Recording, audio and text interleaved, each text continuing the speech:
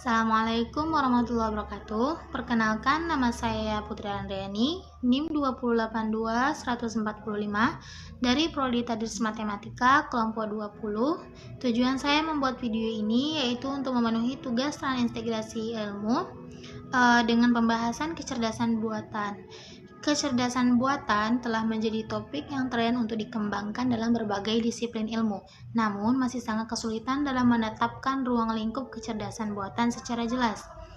Berbeda dengan disiplin ilmu yang lainnya, seperti matematika, fisika, kimia, dan biologi yang dapat didefinisikan secara baik dan juga jelas. Berikut ini definisi kecerdasan buatan menurut para ahli. Yang pertama, Buchanan dan Shortlife tahun 1985 menyatakan bahwa artificial intelligence merupakan cara memanipulasi simbol dalam memecahkan masalah.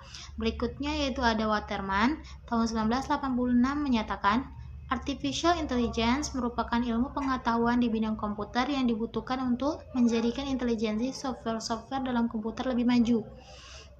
Selanjutnya itu ada Rich menyatakan artificial intelligence merupakan suatu cara untuk menjadikan komputer bisa melaksanakan hal dan dapat memberikan output yang lebih baik. Berikutnya itu ada Stoujard dan Marvin Minsky menyatakan intelijensi buatan ilmu pengetahuan yang dapat membuat mesin mengerjakan pekerjaan seperti manusia. Berikutnya itu ada Schild menyatakan kecerdasan buatan akan menunjukkan perilaku seperti perilaku manusia apabila dihadapkan dengan masalah yang mirip dengan manusia. Berikutnya itu ada Charnack dan MC Dermot menyatakan proses pembelajaran akan intelijensi buatan menggunakan pendekatan komputasi. Berdasarkan definisi di atas, kecerdasan buatan tidak hanya dibatasi kecerdasan manusia, akan tetapi pada alat atau suatu sistem. Dengan demikian, kecerdasan buatan merupakan kemampuan suatu alat atau sistem yang mampu menyesuaikan untuk mendapatkan sebuah tujuan pada lingkungan yang mampu mempengaruhi perilaku sistem tersebut.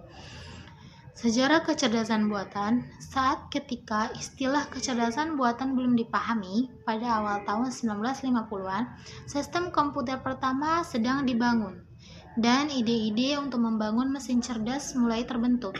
Pada tahun 1950, Alan Turing yang bertanya, mungkinkah sebuah mesin mempunyai kemampuan untuk berpikir?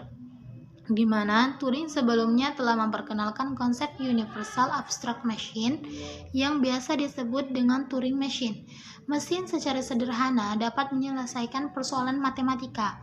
Untuk membangun ide tersebut, Turing bertanya bahwa jika respon komputer tidak dapat dibedakan dari manusia, maka komputer dapat dianggap sebagai mesin berpikir.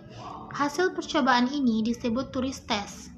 Pada Turing Test, jika mesin bisa menipu orang dalam memutuskan bahwa itu adalah juga manusia, maka mesin telah lulus tes intelijensi. Salah satu cara untuk berpikir tentang Turing Test adalah melakukan komunikasi dengan agen lain dengan menggunakan keyboard. Pertanyaan diajukan agen dengan menggunakan teks tertulis, dan jawaban diberikan melalui terminal. Tes ini menyediakan cara untuk menentukan apakah intelijensi telah diciptakan, mempertimbangkan tugas yang ada. Rekan cerdas tidak hanya harus berisi pengetahuan yang dibutuhkan untuk melakukan komunikasi secara cerdas, tetapi juga harus mampu menguraikan dan mengerti serta menghasilkan respon bahasa alami. Pertanyaannya mungkin melibatkan keterampilan penalaran seperti pemecahan masalah. Jadi meniru manusia akan menjadi sebuah prestasi. Realisasi penting Turing selama periode ini adalah memulai dari yang kecil dan menambah kecerdasan. Daripada mengharapkannya terwujud, Turing mengusulkan apa yang disebutnya child machine, di mana agen yang kurang cerdas akan dibuat dan kemudian menjalani program pendidikan, daripada berasumsi bahwa kita dapat membangun kecerdasan orang dewasa. Kita akan membangun kecerdasan anak terlebih dahulu, dan kemudian memasukkannya dengan pengetahuan. Gagasan untuk memulai dari yang kecil dan pada level yang lebih rendah ini sesuai dengan ide-ide selanjutnya. Otak manusia itu kompleks dan tidak sepenuhnya dapat dipahami. berusaha keras menirunya akan semakin sulit untuk tahap awal, maka Turing memulai hal yang lebih baik atau yang lebih kecil, yaitu pada anak. Turing menyebut ini argumen lembaran kosong. Seorang anak seperti buku catatan yang penuh dengan lembaran kosong, tetapi merupakan suatu mekanisme di mana pengetahuan disimpan. Kehidupan Alan Turing berakhir pada usia muda, tapi dia dianggap sebagai pendiri bidang artificial intelligence. Pada awalnya, pekerjaan artificial intelligence difokuskan pada seperti permainan game, yaitu audio dengan intelijensi dan permainan catur, atau Chess-Fire, pembuktian teorema atau theorem proving pada tugas-tugas formal atau formal test. Samuel 1963 menulis sebuah software yang diberikan nama Checker Playing, di mana program tersebut bukan hanya untuk permainan game, tetapi pengalamannya mampu dipakai untuk menunjang kemampuan sebelumnya.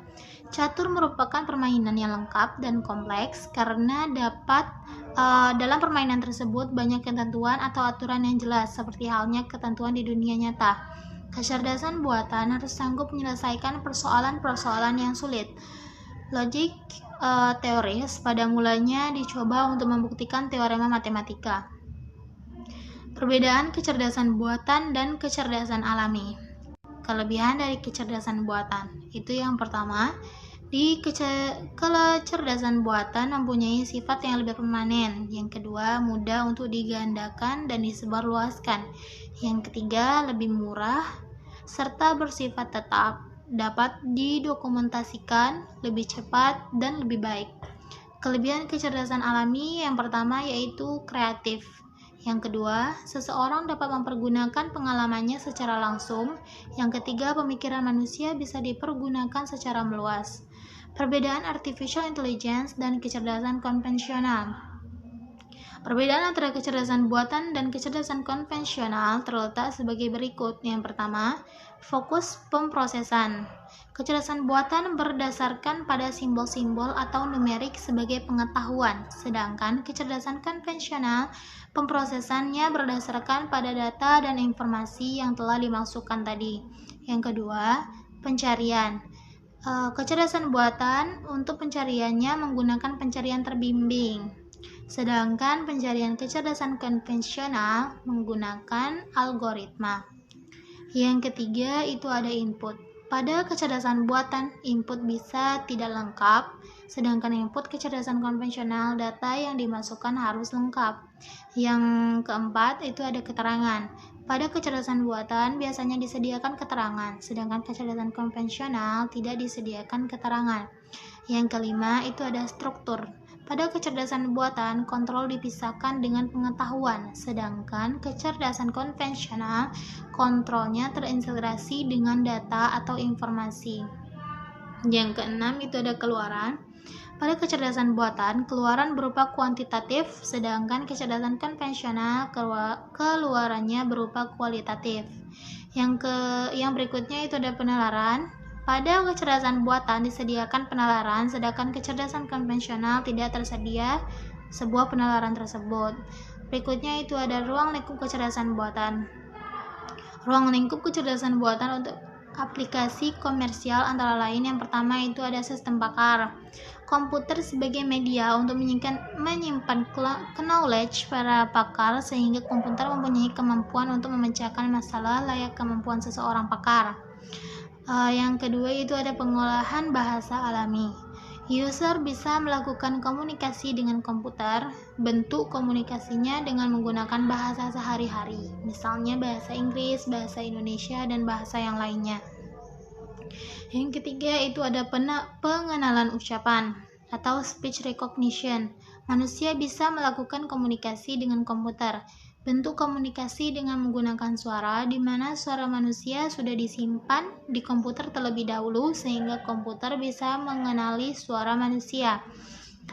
Yang berikutnya itu ada robotika dan sistem sensor. Robotik akan menggantikan sebagian pekerjaan manusia, sedangkan sistem sensor akan membuat robotik atau sistem terotomasi.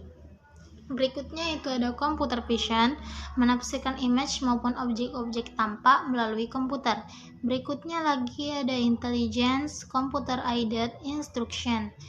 Komputer bisa digunakan sebagai guru yang bisa melatih dan mengajarkan game playing. Berikutnya itu ada pembahasan tentang soft computing. Soft computing merupakan perkembangan baru dalam membangun sistem intelijensia di mana sistem yang mempunyai keahlian seperti keahlian yang dimiliki manusia pada domain tertentu, mempunyai kemampuan untuk belajar dan menyesuaikan supaya bisa bekerja lebih baik apabila terjadi perubahan pada lingkungan. Soft computing merupakan suatu sistem yang mampu mengeksploitasi adanya toleransi terhadap ketidaktepatan, ketidakpastian, dan kebenaran parsial untuk bisa diselesaikan dan dikendalikan dengan mudah supaya selaras atau cocok dengan realita.